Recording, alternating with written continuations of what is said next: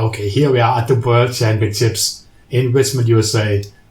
They're holding it the same place only like 4 years after the first time we held it here. Of course, that's just because they don't have any other states in the game. But yeah, I'm in terrible shape. My time trial isn't as good, and the stage profile is horrible for me. We had the season 2 ended uphill, slightly uphill at the end, and everybody had no energy left, and I ended up winning by like a lot of time actually in front of Dumoulin and Tony Martin. This year, I'm expecting to have nothing sort. I'm in terrible fitness. Rhythm is okay because I've just gotten out from the Vuelta a España, of course, but I'm expecting to have no chance here at all. I'm not even on top 10 list here. If I was on here, I would have hoped for top 10. Considering my fitness, and I'm not even on this list right here, I'm expecting to get top 15, which is sad, but my main goal is the World Championship road race. It's finally my turn. I'm on starting from the 9th last ride to start the World Championship time trial.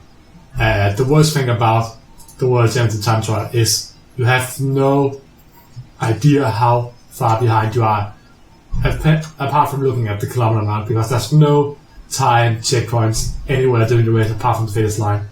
So you have no idea how you're going compared to the guy who's like starting 8 minutes behind you. You can only just look and guess. I mean, I can see 50.6 here for the planet. That's 1.5, and I have 1.3 up, so I'm closer to him. So maybe I'm doing really fast right now. Maybe I'm going really slow. I have no idea. +3 in day shape is a good sign though. That might give me a slight chance of getting a top 10 place here if some of the other guys are not in great shape today.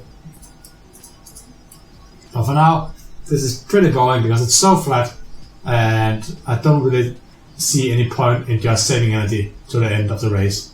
I might actually have to go to 55 just because I feel like I'm going a bit too fast right now. Put the camera down a bit. You can see right now 1.5 kilometers up and 1.5 kilometers behind as well.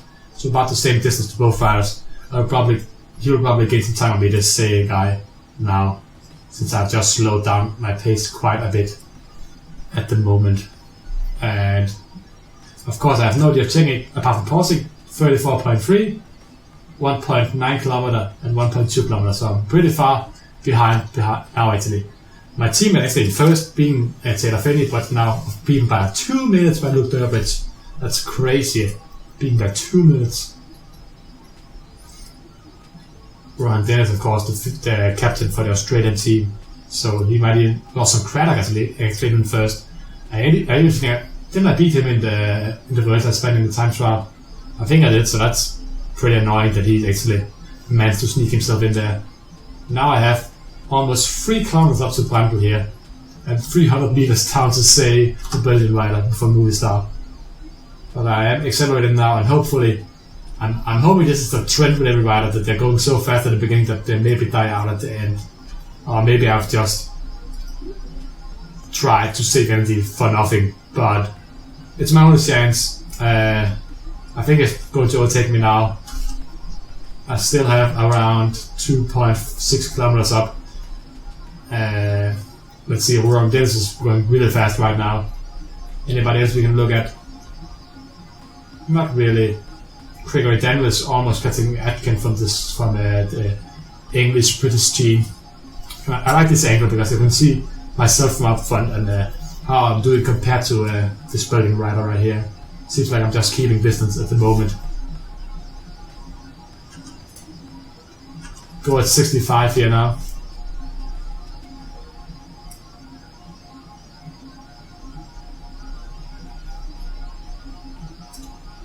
See, yeah, I'm getting slightly away from him now.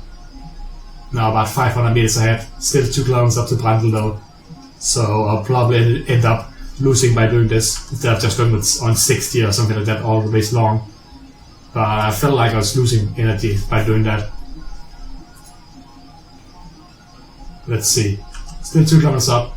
Around a kilometer down now to this guy. If I'd known this going downhill this much at the end, I would have used much more energy. 900 meters up to Brandl here. As I go up the final climb now.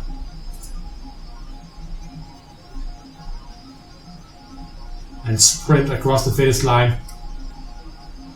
actually ended up having some energy left as well. So ended up in 3rd place actually, ended up ahead of that, what was it called, Brandl guy who didn't even get to 10th, so I feel like I could have gotten a much better placement here. Beating the building guy as well, who was only like years from overtaking me at some point. Well, then as well, without a doubt in my eyes, take 1st place now. Let's see, how far ahead is he? Let's see. Actually, I'm in 3rd place. Wow, Craddock is, and Durbet has gone so fast. Let's see. It's probably quicker than Daniels, the next big rider coming up. It's pretty close to Atkin, but I still think Craddock might have taken this World Championship. And I'm looking at September place right now. Yeah, I'm pretty sure that Lawson Craddock, of all people, have just won the World Championship in time trial. I did not expect that at all. Kemlin's in 4th place, I'm at down 7th, and Dumoulin will probably push me down to 8th place. But I don't think he'll beat Craddock. Nope. 5th place to Dumoulin only. Disappointing result for him. And Lawson Craddock takes the World Time Trial Championship. In front of Luke Durbridge and Gregory Daniel. Kemlin 4th, Ron Vincent 5th, Dumoulin 6th, and I'll take a nice 7th place. I'm pretty sure I'm gonna get a podium place if I win this race a bit better. But you can already learn from your mistakes, and hopefully we'll see this race again in a few seasons and I can do better there. For now, let's move on to the road race. Here we have the road race, actually a pretty strong team. We have 2 guys from my team as well, of course me and my teammate Lowe's, who's actually in great shape. He could be a real big favorite. It's the Vardenwood race, so it's pretty hilly. That's good for me since I have great hill steps as well. At least it's not a flat sprint this time. Kreutzfeld seems like a region, 78 hills, that's pretty nice. That's Valkane and Lander is both well-known riders, but they'll not be having a main road today. It's probably going to be protected all this long, and I'll have to do my own thing and hopefully it'll turn out well. Last 30 kilometers of the World Championship right now.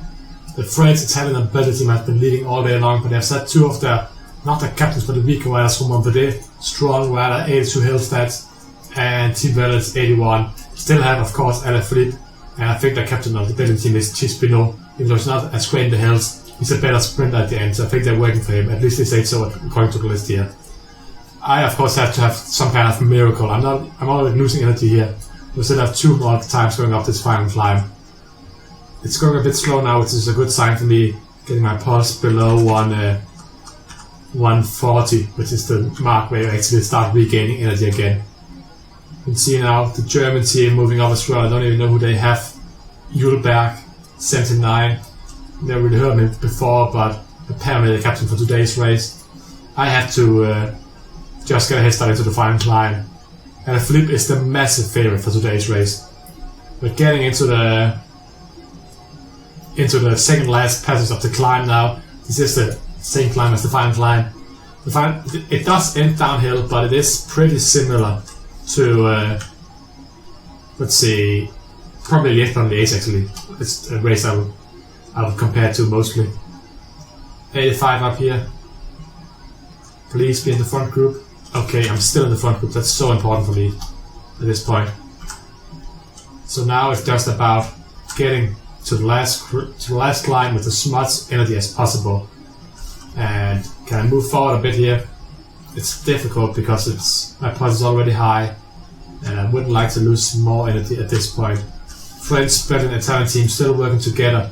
And Philippe Chispino de Bellis from Italy is probably going to be the one they're working for. He's sitting back here, protected by his teammate. I'm saying way up front. Lose is actually the third best favorite seated favorite in the race, so he's doing really well. My pulse is so high right now. I don't like that at all, because that means I'm losing energy right now just sitting here in the group on the flat. It is pretty windy as well, and it goes uphill for a long time now. So it's just about sticking along. I'm a good climber right now, because I'm not losing that much energy here. The wind is hurting me though, because my flat stat isn't that great. But now it's just about timing here. I feel like there's no riders in front of me. Do I have to go now here? I have to go here now, I think. Go on 90 here. Should I have attacked instead? I don't know. But now it's just going downhill. It's getting into the final corners here. And then just sprinting up Team Valens, Moscon, Galopin, Mosa. And look at how slow I am compared to them. I'm going 99. I almost can't keep up with these two guys up here. Oh my god, I'm getting past them now.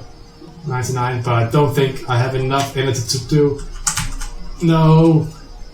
I tried to block them.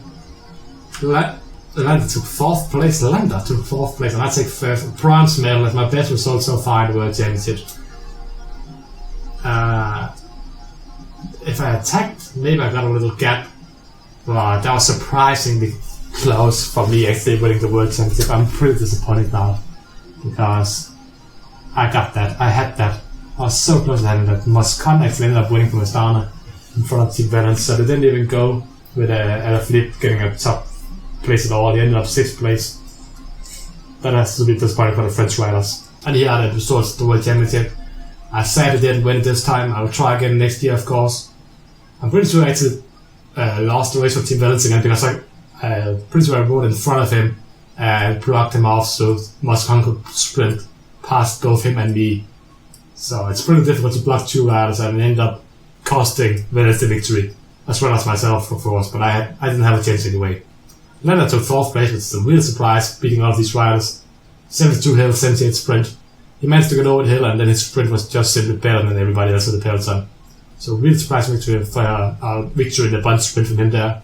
But great result for our team, and let's take a look at the season so far after we simmered forward a few days. And here we have the end result of the year. I ended up taking the overall victory in the Sire World Tour, of course by winning, I think, Tour de Romandie, the Giro d'Italia, Dauphiné Libéré, Tour de France, and the Vuelta a España. That's the 5 races I think I participated in this year. I'm pretty sure I won all of them. I'm actually not sure about the Tour de Romandie, but I think I was at least up in the top of the list, on the list there. Quintana in 2nd and Contador in 3rd. All my teammates took 6th place, and loads of my other teammates took 15th. Other than that, we have, of course, a lot of riders down here. In the Continental Tour, kudos actually for a Marengo team. I don't know what team that is. Let's just see. Seems like a lot of Colombian riders. And a body who is recognizable here. Not really, just a lot of Colombian riders. Maybe it's just the old Colombia team that he's riding for now. Seems pretty likely. Sepulveda in 2nd, Basca in 3rd. If we look at the Super Prestige ranking, I'm way ahead. 2,000 points out of Quintana, and TINKOFF right here in 3rd place. Probably ended up winning a lot of classics. Same with Alaphilippe. Contador down is in 5th place in this ranking instead, and Aoun down in 9th. Lose my teammate, my countrymate, down in 41st here. Pretty terrible. Victories, I ended up getting tied with most victories, just beaten by Aldemar. Gets 1st place here, but we are tied with 19 points each.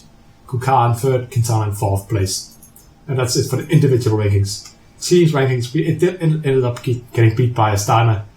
Probably because I didn't really do that much this year, apart from just win all Grand Tours. But apparently my teammates couldn't do a thing apart from me. Continental doesn't really matter that much because it's compared to the Super Prestige who gets promoted. It is the Marengo team with kudos and British Air Wash or British Airways who gets promoted, and relegated is Cult Energy and Cyclist, who I'm thinking is the Europe car team right now. But yeah, we ended up getting 2nd here as well. And victories, team promotes victory for TINKOFF's team, or Giant Alpecin, also known as BMB. Saxo, Astana, Green Edge, Sudal, and we ended up in 6th place here. Best country in Sire World Tour ended up being France. Denmark ended up in 2nd place, thanks to me probably. Italy 3rd, Colombia 4th, and United Kingdom taking up 5th place. In the continental rankings, Denmark got 2nd. That's pretty surprising since I wasn't racing there. But I must have been some great continental rider from Denmark as well. Super Prestige ended up 2nd. I think I got like 5,000 of those 8,000 points, so that's pretty nice. And victories, we ended up in 5th place. France winning, Italy in 2nd, France dominating actually. 110 wins. I'm sorry to say it, but France is so overrated. I know it's a French company making this game, but I believe it's good. But there's so many good French riders in this game. It's absolutely ridiculous, and they all are such huge talents. They're not all going to be dominating the world in 4 years on, winning 110 races. Just don't see it coming, but what can you do about it? Let's take a look at some of the results from during the year. Start of the year, of course, I'm probably going to win it just because I won all three Grand Tours. Let's just pick some random riders here and see. Exploits, I'm pretty sure I won the historical Grand Slam. If you can just check it here. Oh, that's not the one, that's what's it called? Yeah, I won the World of Spania, where I won all jerseys in 1 year, and I won the Super Giro, all jerseys in 1 year. Extreme Climber. I did win the mountain jersey, I think I didn't win in Tour de France, did I? I probably didn't win the Tour de France. That's a bit disappointing, but I could have won that as well. Ultimate Consistency. I didn't win the point standings because it's pretty much impossible for me to win the Tour de France. Tour. Didn't do that. Double World Champion. Nope. Triple Crown. Didn't win the World Championship. Tour. Worlds in the same year. I did win the Tour Worlds in the same year. Why is that not on the list? I did win the Tour Worlds in the same year. And I did win the Giro d'Italia in Tour de France the same year. Maybe it'll come on the list later on. But I did. That's why. I'm the first rider ever to win all 3 Grand Tours in the same year. And of course, at least one in the same year. And I finally won the World of Spania, so now I'm on the list of riders who have won all Grand Tours during their career. Stage Hunter, I won a stage in each of the tours, so I'm on this list as well. And of course, these ones I'm not going to win. I'm on any list here now. I was on the list last year, I think. Let's see. Looking for my name. Don't see it anywhere, so I'm probably not on the list. Nope, not yet. I should be soon though if I keep on doing as I'm doing right now. Number of meter tours won 1180 max. I'm up to winning 2 Giro d'Italia right now, 2 Tour de France as well, and 1 World of Spania, which is up to 5 wins overall if I remember correctly. Here we have it, the results for the classics. You can see Milan-Sanremo was won by Alexander Kristoff, Ronde van Vlaanderen won by Sepp van Marke, Paris-Roubaix was won by Rosa from my team, and the Giro de Lombardia was won by Philippe. World Championship was a pretty surprising win for Moscon, and an even more surprising win, in my belief at least, was Craddock winning the Time Trial Championship. That's all I'm going to show you here. It's a result list. Let's take a look at some of the talents currently in the scene. Of course, I can't really be described as a talent anymore. Attributes. Under 24 years old, we have Rockfair Struft, 78 average already, 23-year-old rider, 82 flat, seems like a great bounder already, 84 stamina as well. In the hills, a great all-round stage race rider here, 82 recovery already, 78 months, 79 time trial. Tøns min krone. Danny Bäckström, I already saw him in the time trial and in the World Championship. Great rider, 79 cobblestone. Lewis is a rider I've been looking at for a lot of years. Hasn't really developed as fast as I was hoping for him, or as expecting to do at least. But still 81, 78 as a 23-year-old now is strong stats, and he's getting better and better as well. A sprint here, 80 sprint as a 23-year-old. At Susie here, 23 as well. On that, a lot of strong riders. Just take a look at 21 and under, and we'll see a guy here with 77 sprint as a 20-year-old. Henshaw, 74 times trial, could be the new Bradley Wiggins we're seeing here. And then, of course, a lot of other great riders who will certainly not take a look at. But if you ask, I'll leave it down in the comments, and you can ask anything. I'll look at a rider up for you guys, seeing how they developed over the last 4 years or so. But yeah, that's it for this season. Next time, I'll try and do the same thing next year, because I want to just dominate this archives list, which is called, of course, records here. I want to be on this list, and I want to be on as many of these exploits as possible. That's my goal right now. Hopefully, we'll do just as well next year as we did this year and add a World Championship to our list. See you guys next time. Goodbye.